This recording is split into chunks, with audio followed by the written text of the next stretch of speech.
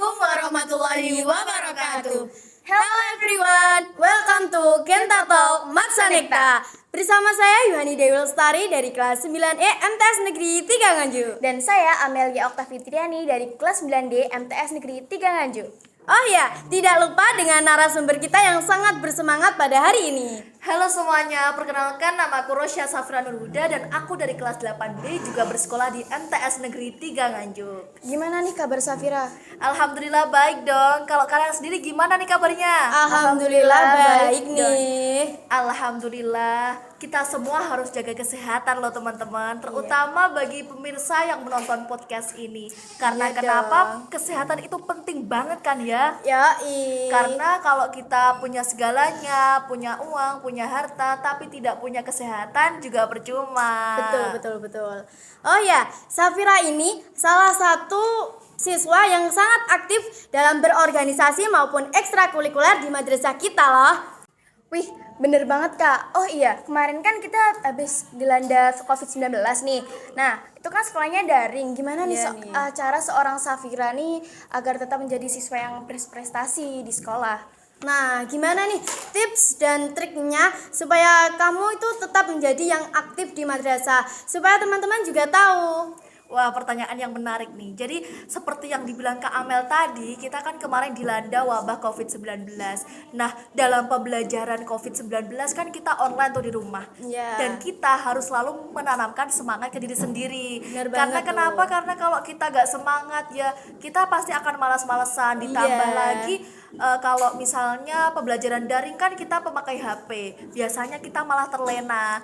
Nah, selain semangat juga kita perlu banget yang namanya target gitu. Jadi kita pasti tahu aku harus ngerjain apa dan targetnya kapan. Jadi kita nggak akan terlena dengan yang namanya handphone dan lain-lainnya.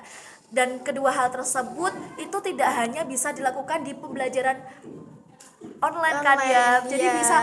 bisa diterapkan dalam kegiatan sehari-hari. betul kan, ditambah lagi nih kan ke pembelajaran offline sekarang Ya, lebih malah- banyak kegiatan-kegiatan. betul, ditambah lagi kita bisa nih kan, kita tahu misal bakatnya apa, bakatnya ini kita bisa mengikuti dikembangkan. ekstrakurikuler dengan cara ekstrakurikuler Iya. gitu.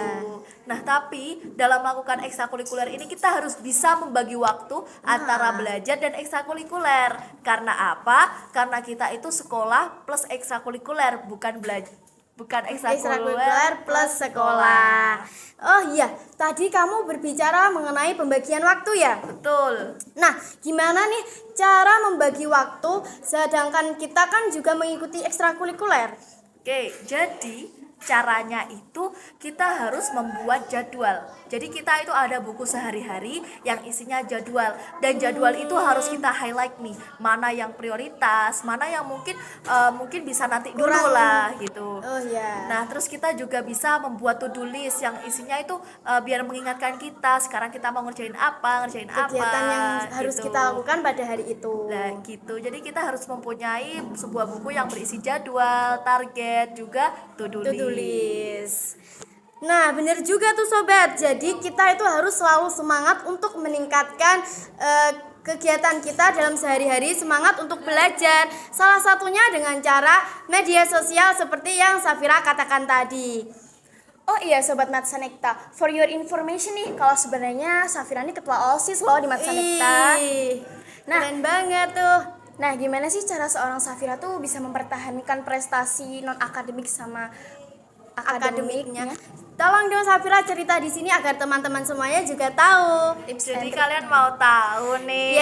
Iya dong. Ya udah ya, aku kasih tahu caranya. Gimana Jadi tuh? kita itu harus memanfaatkan banyak hal. Seperti yang di awal tadi aku bilang memanfaatkan waktu. Nah, di sini kita juga harus memanfaatkan sesuatu nih. Kita kan udah didukung banget dengan yang namanya teknologi. Media sosial. Nah, dalam teknologi itu ada yang namanya media sosial. Nah, Iya. kita juga bisa memanfaatkan itu gitu kan. Kayak kita tadi udah mengikuti ekstrakurikuler, pasti kita tahu nih, oh aku bakatnya ini. Kita bisa cari-cari informasi lomba. Mengenai bakat yang yang kita minati. Betul. Tapi biasanya ada yang bingung, aku mau ikut lomba Tapi tapi nggak tahu informasinya. Nah, caranya itu daripada media sosialnya hanya dibuat untuk hiburan-hiburan atau hal-hal yang nggak berguna, lebih baik dibuat untuk mencari informasi-informasi lomba gitu nggak Iya, sih? iya bener banget sih.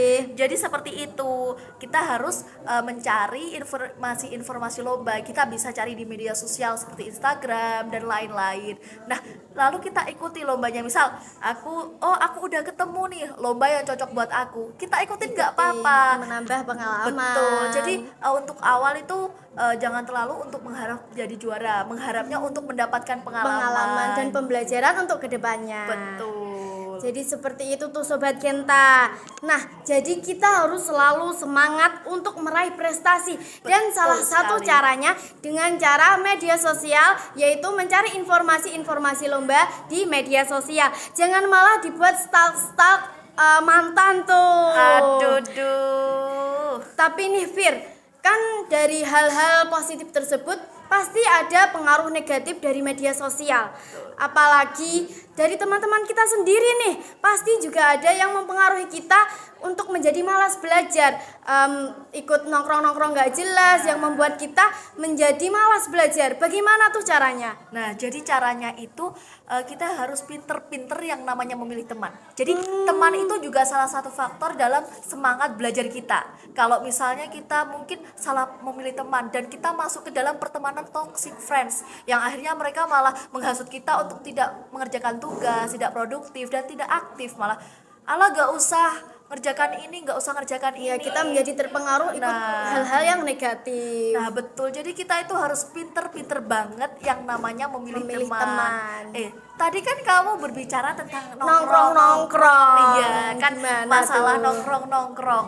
Jadi kalau menurut aku sendiri nongkrong-nongkrong itu gak apa-apa loh ya. Kalau Kita kan misalnya- juga butuh nongkrong-nongkrong. Iya. Jadi kita itu harus tetap ada waktu untuk self reward, me time gitu kan ya. Iya Jadi dong. kita itu gak melulu tentang pelajaran belajar ini itu. Kalau kita pastinya gak capek. betul. Jadi kita itu harus selalu mempunyai jadwal yang isinya itu istirahat. Kegiatan kita Betul. tapi ada istirahatnya. Jujur bener sih, kalau isi jadwal kegiatannya kita mengenai kegiatan sehari-hari tanpa ada istirahatnya ya capek Iya. lah. Benar-benar jadi istirahat 2 kali ya. Iya. Ya, soalnya nanti kalau kita nggak ada jadwal istirahat, kita terus-terusan untuk memforsir diri kita, nanti kan juga Sakit lama-lama. Ngomong-ngomong Safira, makasih ya untuk tips edukasi. Semoga bermanfaat untuk teman-teman semuanya. Amin. Dan terima kasih untuk teman-teman yang telah menonton podcast kami. dan mendengarkan cerita-cerita kami. Thank you very much guys, and semoga kita bertemu di lain waktu. Wassalamualaikum warahmatullahi wabarakatuh. Bye.